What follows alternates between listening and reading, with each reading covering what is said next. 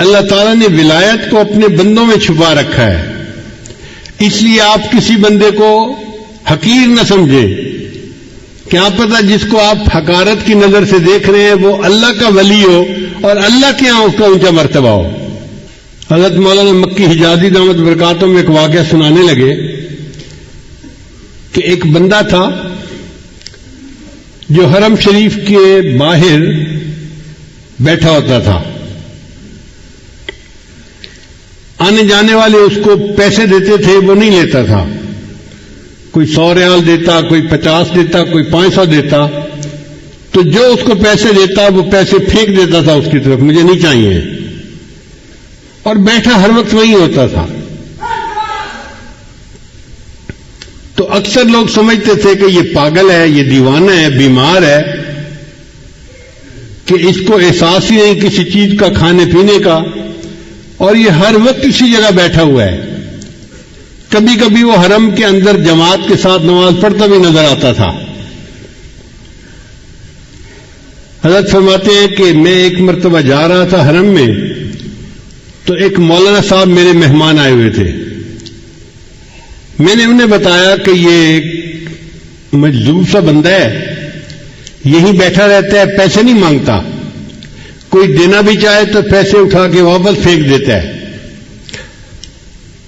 تو مولانا صاحب کہنے لگے، حضرت 10-20 کو تو اس نے پھینکا نہیں ہے، میں دیتا ہوں نا اسے 1000 ریال یا 2000 ریال، دیکھتا ہوں کیسے پھینکتا ہے۔ تو مولانا نے اپنی جیب سے 1000 یا 2000 ریال نکالے اور اس مجذوب کے قریب گئے اور مجذوب کو کہا، آپ کتنے اچھے آدمی ہیں، آپ کو بھوک لگی ہوگی، یہ میں آپ کو پیسے دیتا ہوں، آپ کھانا کھا لیں۔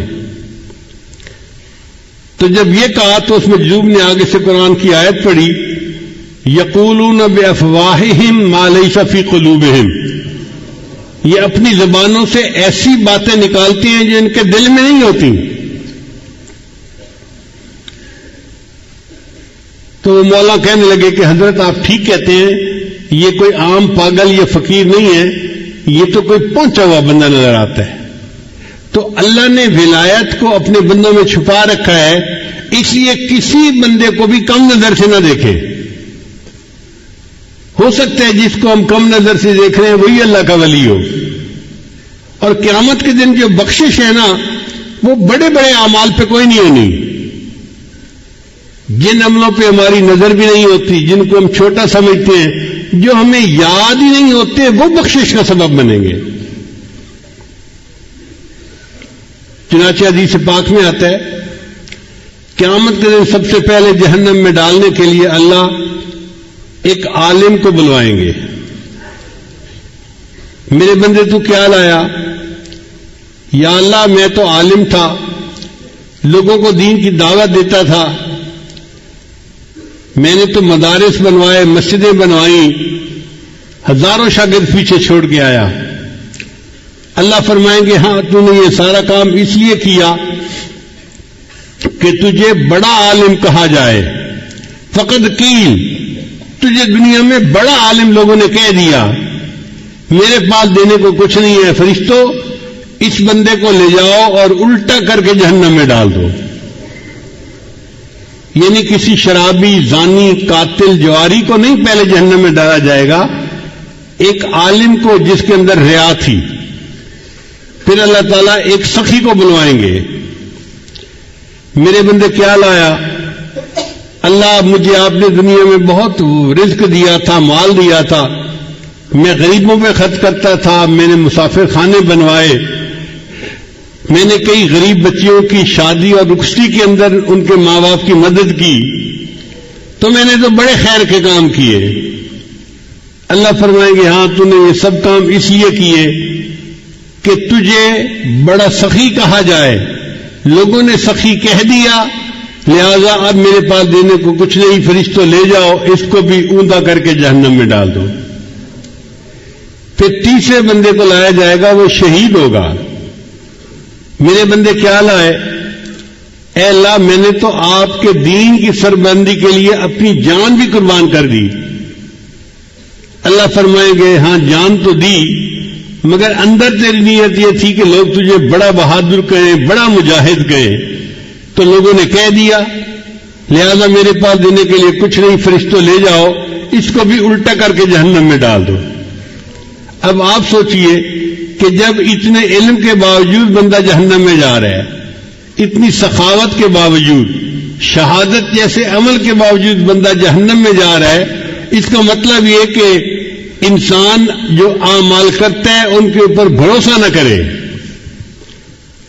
اللہ کو کون سا عمل پسند آئے یہ اللہ کو معلوم ہے، چنانچہ بہت ساری کتابوں میں ہم نے پڑھا کہ چھوٹے چھوٹے عملوں کی وجہ سے اللہ کو بندہ پسند آ گیا اور اللہ نے بخشش فرما دی۔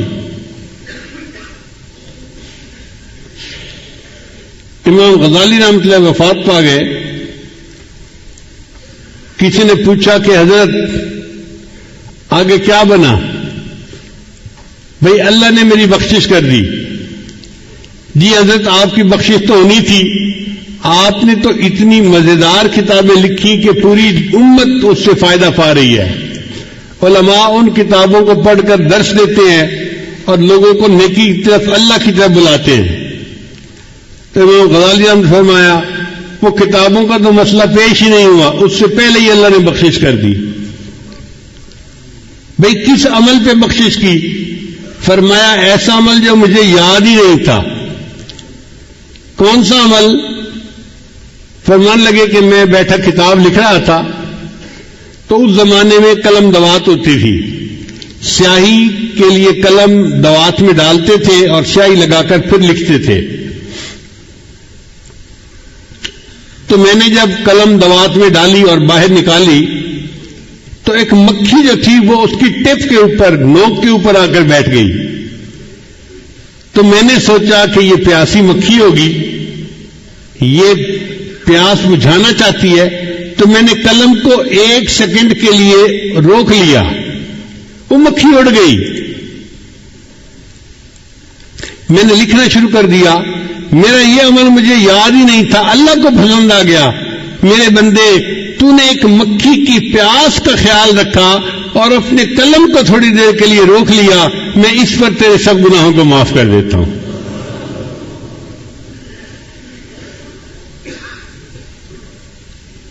مجھے بہت چھوٹی عمر میں میرے والد صاحب نے ایک واقعہ سنایا۔ فرمان لگے کہ ہمارے علاقے میں ایک شیخ تھے جو ذمہ دار بھی تھے اور شیخ طریقت بھی تھے، بہت لوگ ان سے بیعت تھے۔ دیہاتوں میں ایک ایسا بھی موسم آتا ہے کہ جب چارے کی قلت ہو جاتی ہے تو جو غریب لوگ ہوتے ہیں نا ان کے جانور بھوکے رہ جاتے ہیں، تو بعض لوگ جانوروں کو کچھ کھلاتے پلاتے نہیں، جانور بیمار کمزور ہو جاتے ہیں، اور کچھ لوگ دوسروں کا چارہ بغیر اجازت کاٹ لیتے ہیں، یعنی چارے کو چوری کر لیتے ہیں۔ فرماتے ہیں کہ وہ بزرگ جو تھے انہوں نے محسوس کیا کہ میں نے چارہ لگایا ہوا تو زیادہ سارا ہے مگر یہ روزانہ کم ہوتا جا رہا ہے۔ اس کا مطلب یہ کہ رات میں کوئی بندہ آتا ہے، چارہ کاٹ کے لے جاتا ہے، یہ جانور چرا کے چلا جاتا ہے میرے کھیت میں۔ تو انہوں نے سوچا کہ میں رات کو پہرا دوں گا اور دیکھوں گا کون میری اجازت کے بغیر یہ کام کرتا ہے۔ ایک جگہ چھپ کر بیٹھ گئے۔ جب رات گہری ہو گئی تو انہوں نے دیکھا کہ چند بکری ہیں وہ آئیں اور کھیت میں چرنے لگ گئی۔ ان کے پیچھے ان کا چرانے والا بھی تھا، مگر اندھیرے کی وجہ سے وہ پہچانا نہیں جا رہا تھا کہ یہ کون ہے، نظر بھی نہیں آ رہی تھی اس کی شکل۔ تو ان بزرگوں نے اس سے پوچھا کون ہو؟ تو جب انہوں نے اس سے پوچھا نا میاں کون ہو، تو اس دیہاتی لڑکے نے جواب دیا احمد ہاں، میں احمد ہوں۔ تو جب اس نے کہا نا میں احمد ہوں تو ان اللہ والوں کے دل میں خیال آیا اس کا نام احمد ہے اور احمد تو میرے آقا صلی اللہ علیہ وسلم کا نام ہے۔ تو انہوں نے آگے سے جواب دیا احمد ہے تفیا چرا، اگر تم احمد ہو تو اپنی جانوروں کو چڑھاتے رہو، میں تمہیں منع نہیں کرتا۔ وہ بزرگ فرماتے ہیں کہ اللہ کو میرا یہ عمل پسند آ گیا کہ تو نے میرے محبوب کے نام کا اتنا اکرام کیا کہ تم نے کہا احمد ہو تو چڑھاتے رہو، میں نے تمہارے اس بات پر سب گناہوں کو معاف فرما دیا۔ تو قیامت کے دن اللہ کو کون سے عمل پسند آئیں گے کوئی نہیں جانتا۔ اس لیے جن کو ہم سمجھتے ہیں نا جی کہ بڑے کام کیے، گھنٹوں مراقبے کیے، میں نے یہ سبق سیکھا، یہ سیکھا، یہ سیکھا، اتنے لوگوں کو توبہ کروائی، پتہ نہیں یہ اعمال اللہ کے یہاں قبول ہوں گے یا نہیں ہوں گے۔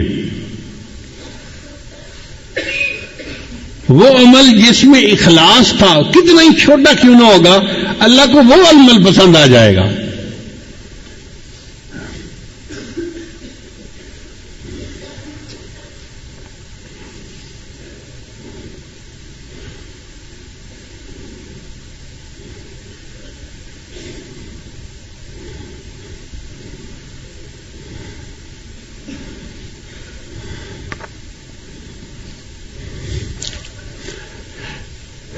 چنانچہ بعض لوگوں نے اپنے گناہوں سے توبہ کی اور اتنی عاجزی کے ساتھ، اتنی ندامت کے ساتھ توبہ کی کہ اللہ کو پیار آ گیا۔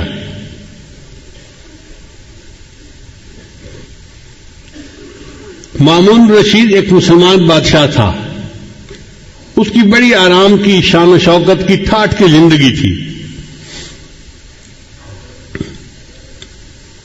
موت کے قریب اس کی طبیعت ذرا خراب ہو گئی تو اس نے اپنے ورکر کو کہا کہ یہاں زمین پر ایک دری بچھا دیجیے۔ تو بادشاہ کے حکم پر انہوں نے دری بچھا دی۔ جب دری بچھا دی تو مامون رشید چارپائی سے اٹھ کر نیچے دری کے اوپر لیٹ گیا اور لوٹنے لگا جیسے بچہ ماں باپ کے سامنے لوٹتا ہے، اور یہ کہنے لگا، اے دائمی ملک کے بادشاہ، فانی ملک کے بادشاہ پر رحم فرما۔ اے دائمی ملک کے بادشاہ یعنی اللہ تعالی، میں فانی ملک کا بادشاہ ہوں تو میرے اوپر رحم فرما۔ اللہ کو اس کا یہ فکرہ اور یہ عاجزی پسند آ گئی اور اللہ نے اس کی بخشش کر دی۔ چنانچہ وفات کے بعد کسی نے خواب میں دیکھا، اس نے پوچھا بادشاہ سلامت آگے کیا ہوئی؟ کہنے لگے کہ میری اس عاجزی کے اظہار پر اللہ کو ترس آ گیا اور اللہ نے میرے سب گناہوں کو معاف فرما دیا۔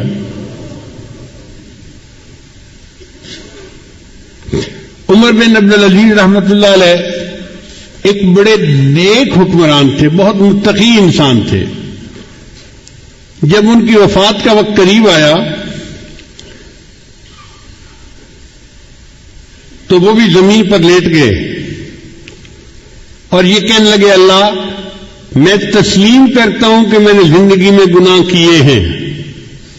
اے اللہ میں تسلیم کرتا ہوں کہ میں نے زندگی میں گناہ کیے ہیں، اگر تو معاف کر دے تو تیرا احسان ہے، اور اگر معاف نہ کرے تو تیرا عدل ہے، مگر میں گواہی دیتا ہوں کہ تیرے سوا کوئی معبود نہیں اور محمد صلی اللہ علیہ وسلم تیرے سچے رسول ہیں۔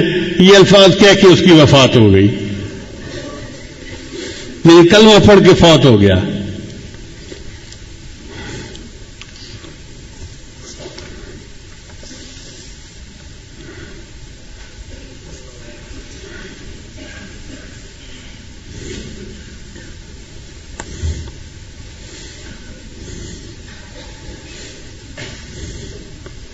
ابن جوزی رحمۃ اللہ کی کتاب ہے بحر الدموع، یعنی آنسوؤں کا سمندر، اس میں انہوں نے یہ واقعہ لکھا ہے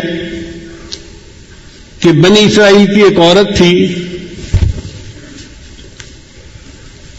جو حسن و جمال میں اپنی مثال آپ تھی، اور وہ بدکار تھی۔ گھر کا دروازہ کھلا رکھتی تھی اور بن سنور کر چارپائی کے اوپر بیٹھ جاتی تو اس کے دروازے کے سامنے سے گزرنے والے نوجوان جب اس پر نظر پڑتی تو وہ بہک جاتے تھے۔ وہ ان سے کچھ رقم لیتی تھی اور ان کو گناہ کا موقع دے دیتی تھی. ایک مرتبہ ایک نوجوان بڑا نیک تھا، وہ ادھر سے گزرا، قدرتاً اس کی بھی نظر اس طرف اٹھ گئی، تو اس نے دیکھا کہ اتنی خوبصورت عورت، اس کو بھی شیطان نے بہکایا. تو اس نے اس گھر کے جو کام کرنے والی تھی اس سے پوچھا کہ تیری مالکہ مرد کو قریب کیسے آنے دیتی ہے؟ اس نے کہا جناب 1000 دینار لیتی ہے اور پھر اس کو اپنے ساتھ وقت گزارنے کا موقع دیتی ہے. اب یہ نوجوان واپس تو گھر آ گیا، مگر سوچتا رہا کہ میں 1000 دینار اکٹھا کروں پھر مجھے اس عورت کے ساتھ وقت گزارنے کا موقع مل جائے گا. اس نے محنت کی، مزدوری کی، 1000 دینار اس سے جمع کر لیے. ایک دن یہ اس عورت کے پاس گیا اور 1000 دینار اس نے دے دیے. عورت نے کہا کہ ٹھیک ہے اب تم آؤ اور میرے ساتھ چارپائی پہ بیٹھ سکتے ہو. یہ جب اس کے ساتھ چارپائی پر بیٹھا نا تو اس کے دل پہ اللہ کا خوف غالب آ گیا کہ اب تک میں نے جو عبادت کی ہے کہیں اللہ تعالیٰ اس عبادت کو ٹھکرا نہ دے کہ تو بالآخر گناہ کا ارتکاب کر بیٹھا. اب عورت انتظار میں تھی کہ میں نے جب اسے بلا لیا ہے تو یہ اب اپنی خواہش پوری کرے گا، مگر وہ بندہ تو بہت ہی خاموش چپ بت بن کے بیٹھا ہوا ہے. تو عورت نے اس سے پوچھا کہ بھائی میں نے تو تمہیں یہاں نہیں بلایا، تم خود آئے ہو. اس نے کہا میں اپنے نفس کی خواہش کی وجہ سے آ تو گیا تھا، لیکن جب میں یہاں چارپائی پر آ کر بیٹھا ہوں نا تو میرے اوپر اللہ کا خوف غالب آ گیا اور میں نے ارادہ ترک کر دیا، میں تیرے ساتھ گناہ نہیں کروں گا، اور جو 1000 دینار میں نے دیے ہیں وہ بھی تیرے ہی، میں تجھ سے واپس نہیں لیتا اور میں اپنے گھر جا رہا ہوں. یہ کہہ کے وہ نوجوان گناہ کیے بغیر اٹھا اور اپنے گھر کی طرف چل پڑا. عورت نے اس سے جاتے جاتے پوچھ لیا کہ تم کس گاؤں کے رہنے والے ہو؟ اس نے گاؤں کا نام بتا دیا. چند دن گزرے تو اس عورت کے دل میں خیال آیا کہ یہ ایسا نوجوان ہے جس نے پہلے کبھی گناہ نہیں کیا، پہلا گناہ کرنا تھا اور اس پر اتنا خوف غالب آ گیا، اور میں تو روز گناہ کرتی ہوں اور میں توبہ نہیں کرتی، تو مجھے بھی اللہ سے ڈرنا چاہیے. چنانچہ اس نے نیت کر لی کہ میں بھی آج کے بعد یہ بدکاری والے گناہ کو چھوڑ دیتی ہوں. چند دن گزرے تو اس کا بھی زندگی گزارنا مشکل بن گیا. جیسے عورت مرد کی ضرورت ہے، مرد عورت کی ضرورت ہے. اس عورت نے سوچا کہ میں اسی نوجوان کا پتہ کرتی ہوں اور اگر وہ ہے تو میں اس کے ساتھ نکاح کر کے نیکی کی زندگی گزارتی ہوں. چنانچہ یہ عورت اس کے گاؤں میں گئی اور اس بندے کا نام پوچھا. انہوں نے گھر بتا دیا کہ فلاں جگہ گھر ہے. یہ عورت آئی اور اس نے اس کے گھر کا دروازہ کھٹکھٹایا. جب گھر کا دروازہ کھٹکھٹایا تو اللہ کی شان، وہی نیک نوجوان دروازہ کھول کر باہر نکلا پوچھنے کے لیے کہ کون ہے. جب نوجوان کی اس عورت پر نظر پڑ گئی تو وہ تو حیران ہو گیا کہ جس گناہ سے بچ کے میں گھر آیا تھا اب وہ عورت تو میرے دروازے پر چل کر آ کر کھڑی ہو گئی. تو اس نے ایک زور کی آہ بھری اور وہ گرا اور فوت ہو گیا. عورت کو بڑا افسوس ہوا. یہ چند دن وہیں رہی. پھر اس نے لوگوں کو بتایا تھا کہ میں تو بھئی اس کے ساتھ نکاح کے ارادے سے آئی تھی اور میں نیکی کی زندگی گزارنا چاہتی تھی.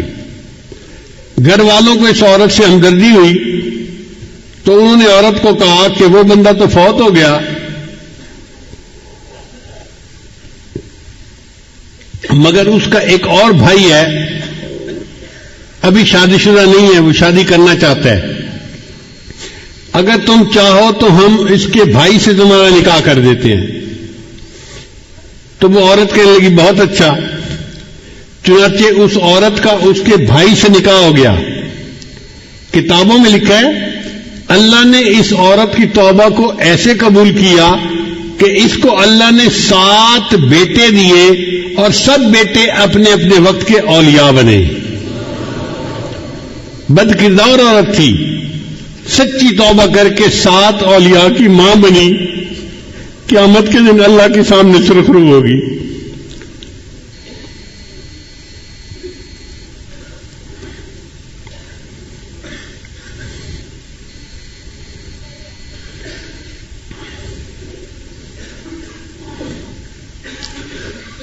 بنی اسرائیل کا ایک نوجوان تھا جو بہت گناہ کی زندگی گزار رہا تھا.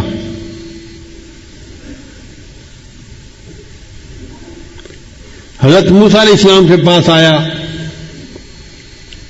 حضرت میں اتنا گناہگار, اتنا گناہگار, اتنا گناہگار, اب میرے لیے کیا صورت ہو سکتی ہے؟ تو موسیٰ علیہ السلام نے فرمایا بھائی توبہ کر لو, اللہ تعالیٰ معاف کر دیں گے, اور اگر توبہ نہیں کرو گے تو گناہ معاف نہیں ہوں گے, جہنم جاؤ گے. موسیٰ علیہ السلام کی طبیعت ذرا جلال والی تھی. جب انہوں نے تھوڑا ڈانٹ ڈپٹ کر دی تو یہ نوجوان گھبرا گیا. کہتے ہیں کہ یہ جنگل میں چلا گیا اور وہاں جا کے اس نے اللہ کے سامنے بڑی دعا مانگی, اللہ میری توبہ کو قبول کر لے, اللہ میرے گناہوں کو معاف کر دے, معاف کر دے.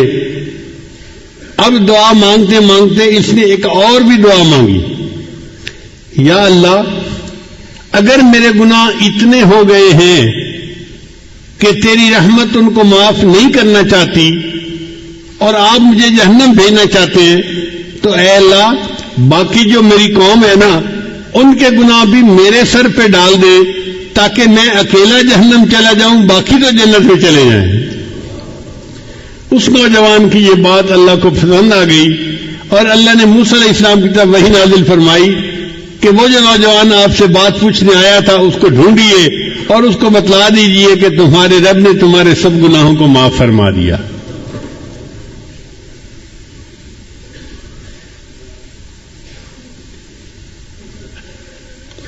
ایک آدمی شرابی کبابی تھا, فوت ہوا تو کسی نے خواب میں دیکھا. اس نے کہا بتاؤ کیا بنا؟ کہنے لگا اللہ نے بخشش کر دی. اس نے کہا تیری بخشش ہو گئی, تو شرابی کبابی موت تک اپنی بری حرکتوں پہ قائم رہا, تو تیری مغفرت کیسے ہو گئی؟ کہنے لگا میں برا تو تھا, لیکن جب میری موت کا وقت قریب آیا, یعنی وہ جو نزع کی کیفیت ہوتی ہے تو بندے کو پتہ چل جاتا ہے کہ اب میرا جانے کا وقت قریب آ گیا, تو کہتا ہے کہ اس وقت میں زمین پہ لیٹ گیا اور میں نے اللہ سے یہ دعا کی, اے دنیا اور آخرت کے مالک اس شخص پر رحم فرما جس کے پاس نہ دنیا ہے نہ آخرت ہے. اے دنیا اور آخرت کے مالک اس شخص پر رحم فرما جس کے پاس نہ دنیا ہے نہ آخرت ہے. میرا یہ عاجزی کے الفاظ کہنا اللہ کو اتنا پسند آیا, اللہ نے سب گناہوں کو معاف کر دیا.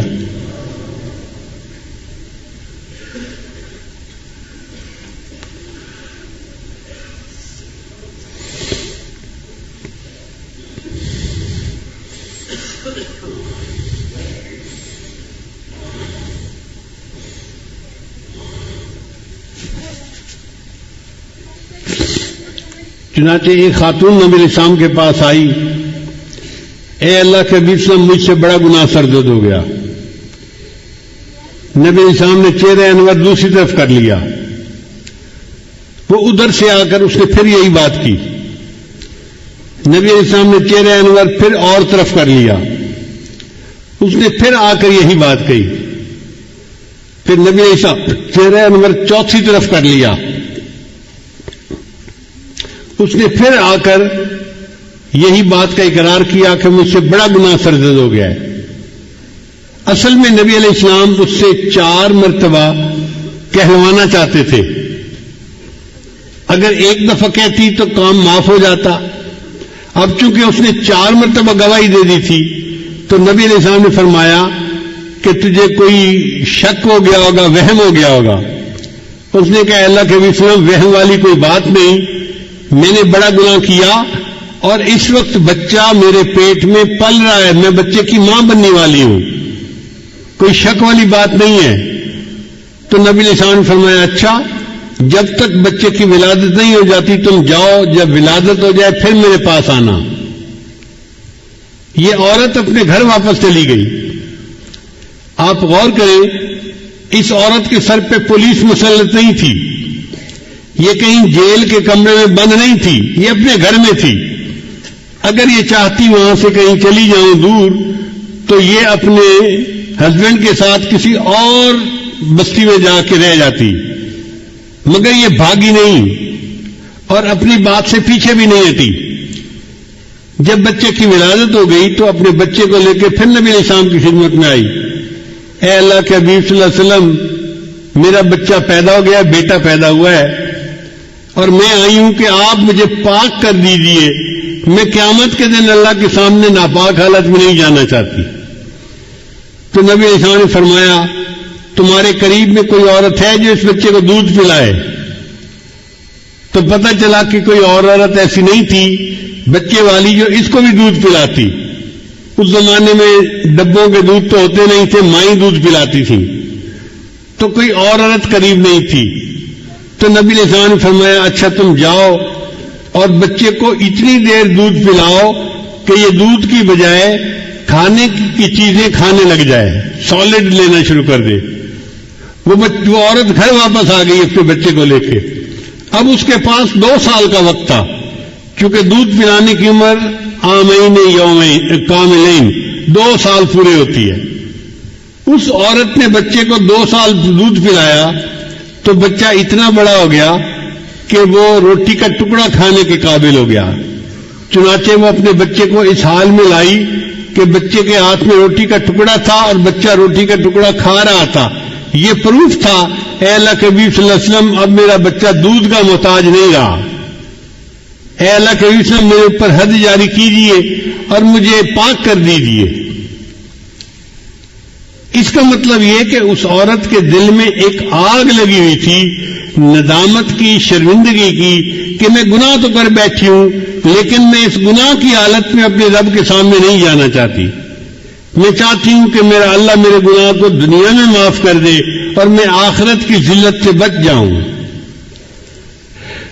چنانچہ نبی علیہ السلام نے اس عورت کو رجم کرنے کا حکم دیا۔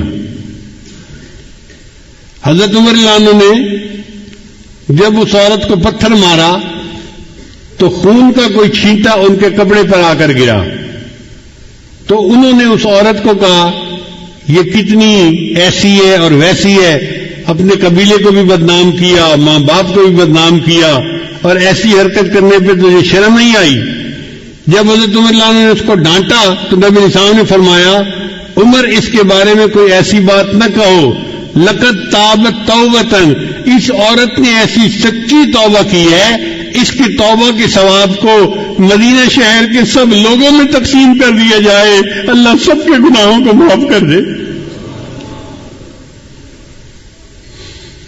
تو گناہگار اپنے گناہوں سے توبہ کرتا ہے، اللہ اس کے بدلے پورے شہر کے لوگوں کے گناہوں کو معاف فرما دیتا ہے۔ اور حضرت موسیٰ علیہ السلام کے زمانے کے ایک نوجوان کا واقعہ ہے کہ جس میں اللہ تعالیٰ نے ارشاد فرمایا اے موسیٰ علیہ السلام، اس بندے نے، نوجوان نے ایسی سچی توبہ کی کہ اگر ساری دنیا کے جتنے گناہگار ہیں ان کی بخشش کی یہ دعا کرتا تو میں ساری دنیا کے گناہگاروں کی بخشش فرما دیتا۔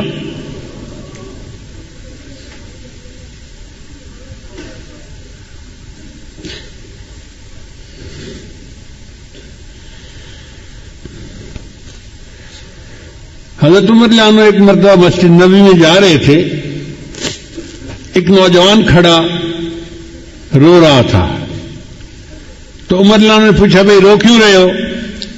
اس نے کہا جی مجھ سے بڑا گناہ سرزد ہو گیا ہے۔ بھائی کیا گناہ سرزد ہو گیا؟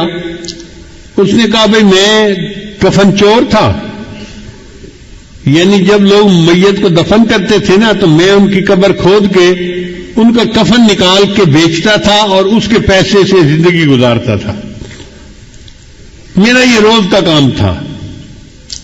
ایک مرتبہ ایسا ہوا کہ انصار کی ایک جوان لڑکی کی وفات ہو گئی اور میں نے اس کے کفن کو چرا لیا. پھر میں تھوڑی دیر آگے چلا تو میرے اوپر شیطان غالب آ گیا اور شیطان نے دل میں بات ڈالی کہ لڑکی تو جوان عمر تھی تو کیوں نہ میں اس سے اپنی خواہش ہی پوری کر لوں. تو میں واپس آیا, میں نے دوبارہ قبر کو کھودا, لڑکی کی میت کو نکالا اور اس کے ساتھ میں نے منہ کالا کیا. اب میرے دل پر ایک غم ہے کہ میں نے زندہ کی بجائے مردہ کے ساتھ گناہ کیا, تو کیا میرا گناہ معاف ہو سکتا ہے؟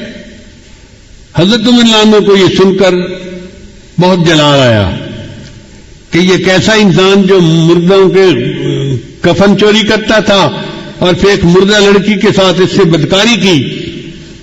تو حضرت عمر رضی اللہ عنہ نے خود جواب نہیں دیا, فرمان لگے آؤ میں تمہیں نبی اسلام کے پاس لے چلتا ہوں. چنانچہ نبی علیہ السلام کے پاس لائے, عرض کیا اے اللہ کے حبیب صلی اللہ علیہ وسلم یہ ایک نوجوان ہے, اس سے بڑا گناہ سرزد ہو گیا, یہ آپ سے پوچھنے آیا ہے. تو نبی علیہ السلام نے فرمایا بھئی کیا مسئلہ پوچھنے آئے ہو؟ نوجوان نے ساری صورتحال بتائی. جب اس نے یہ بتایا نا کہ میں نے تو مردہ لڑکی کے ساتھ گناہ کیا, تو نبی علیہ السلام کو بھی بہت جلال آیا اور نبی علیہ السلام نے اس نوجوان کو ڈانٹا کہ تو اتنا جو ہے وہ سنگ دل اور جیسے بندہ بات کرتا ہے. تو نبی علیہ السلام نے اسے ڈانٹا کہ تجھے ذرا حیا نہ آئی کہ تو نے ایک مردہ عورت کے ساتھ بدکاری کی, یہ کیا وہ کیا. جب اس نوجوان نے دیکھا کہ نبی علیہ السلام بھی مجھے ڈانٹ رہے ہیں تو وہ وہاں سے کھسک گیا اور وہ مسجد نبی سے نکل کے سیدھا باہر دیہات میں گیا, ویرانہ تھا جہاں. 40 دن تک وہ نوجوان اللہ کے سامنے روتا رہا.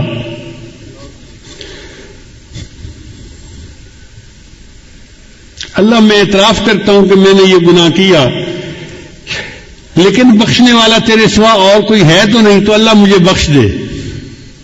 اتنا اس نے آنسو بہائے, اتنا اس نے اللہ کے سامنے عاجزی ظاہر کی کہ اللہ رب العزت نے جبرائیل علیہ السلام کو نبی علیہ السلام کے پاس بھیجا.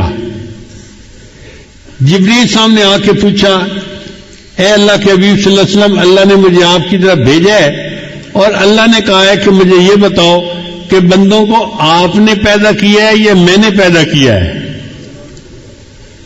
تو نبی علیہ السلام نے جواب دیا کہ مجھے بھی اللہ نے پیدا کیا ہے اور ساری مخلوق کو اللہ نے پیدا کیا ہے. پھر پوچھا اچھا یہ بتائیے کہ بندوں کو رزق کون دیتا ہے, آپ دیتے ہیں یا میں دیتا ہوں؟ نبی علیہ السلام نے جواب دیا ساری مخلوق کو اللہ رزق دیتا ہے, مجھے بھی اللہ ہی رزق دیتا ہے. اے اللہ کے رسول, اللہ نے تیسری بات یہ پوچھی ہے کہ بندوں کی معافی کو میں نے قبول کرنا ہے یا آپ نے قبول کرنا ہے؟ تو نبی علیہ السلام نے جواب دیا ہر بندے کی معافی کو اللہ نے قبول فرمانا ہے اور میرے بھی غلطیوں کو اللہ نے معاف فرمانا ہے. جب نبی علیہ السلام نے 3 باتوں کا جواب دیا تو جبرائیل السلام نے کہا مجھے اللہ تعالیٰ نے بھیجا ہے آپ کو یہ بتانے کے لیے کہ وہ جو نوجوان آپ کے سامنے آیا تھا اور اس نے گناہوں کی معافی کی بات کی تھی اور آپ نے ذرا ترش روئی سے جواب دے دیا, وہ بچہ یہاں سے سیدھا ویرانے میں چلا گیا.